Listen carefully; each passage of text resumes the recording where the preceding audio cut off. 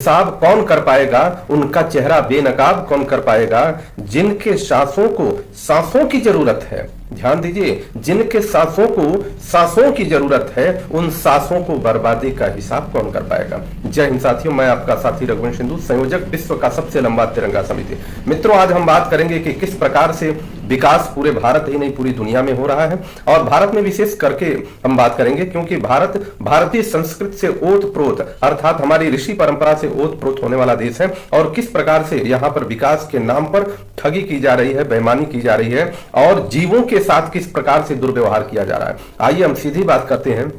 पर्यावरण सुरक्षा पर। आपने देखा होगा कि पूरे भारत में जगह जगह 4 लेन 2 लेन या जगह जगह सड़कों का निर्माण, अलग अलग प्रकार के प्रोजेक्ट बनाए जा रहे हैं। वो प्रोजेक्ट किसके तहत बन रहे हैं? जैसे यूरोप की पद्धति पर बन रहे हैं। सबको यह भी समझना होगा कि यूरोप की जो जलवायु है वो अलग है भारत की जलवायु से। या तो यूरोप में किसी जगह ठंडी बहुत ज्यादा पड़ती है, या तो कहीं और जगह जाएंगे तो गर्मी ज्यादा पड़ती है। विकास की परिभाषा अलग अलग प्रकार से अलग अलग ढंग से होती है। समझ में आना चाहिए कि अगर मौसम के हिसाब से हम कपड़े नहीं बदलेंगे तो मौसम हमारा हिसाब कर देगा। हम अगर दूसरे को देख करके अपने संस्कृति सभ्यता को नष्ट करते हुए अपना विकास करेंगे तो निश्चित रूप से जीवन बर्बाद होगा। फिर इस विकास का क्या मतलब है? जगह जगह सड़कें बन रही हैं, लाखों पेड़ काटे जा रहे हैं, ऐसे ऐसे पेड़ काटे जा रहे हैं जिन बरगद के पेड़ के नीचे भगवान बुद्ध ने ध्यान किया था, साधना किया था, जिन पीपल और बरगद पाकड़ के पेड़ के नीचे बैठ करके प्रभु श्री रामचंद्र जी ने साधना करके राक्षसों का संहार किया था, जिन ऐसे ऐसे बड़े और माने विशाल पेड़ों के नीचे बैठ करके हमारे तीर्थंकर या हमारे ऋषि महर्षियों ने दुनिया को एक नया संदेश या नई दुनिया निर्माण की कल्पना की थी, जिन जंगलों या पेड़ों के नीचे बैठ करके भगवान विश्वामित्र जी ने नए स्वर्ग के निर्माण की कल्पना कर दिया था। आज जब इस समाज में पेड़ ही नहीं रहेंगे, जंगल ही नहीं रहेंगे, तो फिर कौन से विकास की बात करते हैं? जब ऑक्सीजन की कमी पड़ रही है तो हम दुनिया में कहां कहां भटक रहे हैं, किस तरह की बात कर रहे हैं? हम खोजने चले जा रहे हैं कि हमारी आवश्यकताएं या हमारी डेवलपमेंट में ये कमी है कि ये ऑक्सीजन हम डेवलप नहीं कर पा रहे हैं। लेकिन सबको ये बात समझ में नहीं आ रहा है कि हमें जो पर्यावरण या प्रकृति के साथ जो खिलवाड़ कर रहे हैं उस खिलवाड़ का हर्जाना भुगतना पड़ेगा। और इसका सबसे प्रमुख बात है कि मैं तो सरकार से इस बात का अनुरोध करता हूं कि पूरे देश में एक कानून लगा दें, जिस कानून के तहत प्रत्येक व्यक्ति को 1 वर्ष में 1 पेड़ लगाना आवश्यक ही हो, या उसके घर में अगर कोई पुत्र या पुत्री आती है तो पुत्र आता है तो कम से कम 1 पेड़ लगाए, पुत्री आती है तो 2 पेड़ लगाए, या जिस प्रकार से सख्त कानून बना दें, तब जाकर के उनकी नागरिकता को प्रमाणित किया जाए। और लोगों, क्योंकि हमारे देश की यह व्यवस्था रही है कि जब सोटा लेकर के हम बात नहीं की है तो लोग अपने सड़कों के नियम का पालन भी नहीं करते, ट्रैफिक नियम का पालन नहीं करते, और भी बहुत सारे नियमों का पालन नहीं करते हैं। यही कारण रहा है कि इस देश में केवल और केवल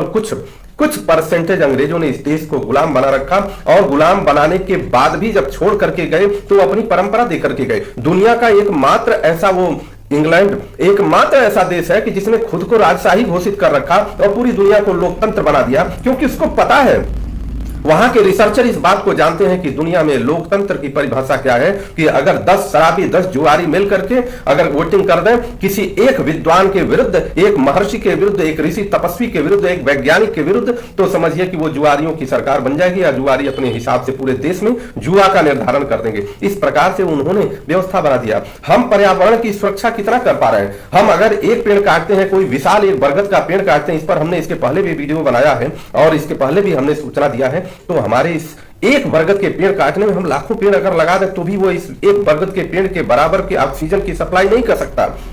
और 1 पीपल के पेड़ के बराबर की ऑक्सीजन की सप्लाई नहीं कर सकता। नीम का पेड़ बहुत से, ये सारी बैक्टीरियल इन्फेक्शन को दूर करने वाले ऐसे विचित्र विचित्र प्रकार की हमें उपलब्धि मिली है, विचित्र विचित्र प्रकार का हमें उपहार ईश्वर ने दिया, उस उपहार को हम नष्ट करते जा रहे हैं। हमें हमारी संस्कृति के हिसाब से विकास चाहिए, हमें हमारी संस्कृति सभ्यता या साथ साथ हमारी जो प्रकृति है उस प्रकृति को नष्ट करके किसी भी प्रकार के विकास की कल्पना नहीं करना चाहिए। इसको सरकारों को सोचना चाहिए और सरकारों पर इस पर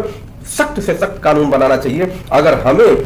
इस बात के लिए कहना पड़े तो मैं इस बात कहूंगा कि अगर हमें मौका मिलता है तो हम निश्चित रूप से आकर के सबसे पहला ये सख्त कानून बनाएंगे कि प्रत्येक व्यक्ति प्रत्येक वर्ष कुछ भी कितना भी कमाई कर रहा हो, कुछ भी कर रहा हो, 1 वृक्ष जरूर लगाएगा, 1 पौधा जरूर लगाएगा। और वो भी पौधा ऐसा होना चाहिए या तो फल देने वाला हो या तो छाया देने वाला हो, और जो फल छाया देने वाला होगा तो लकड़ी अपने आप देगा और प्रकृति का संरक्षण होगा, और जब प्रकृति का संरक्षण होगा तो पानी अपने आप बरसेगा, सूखा नहीं पड़ेगा।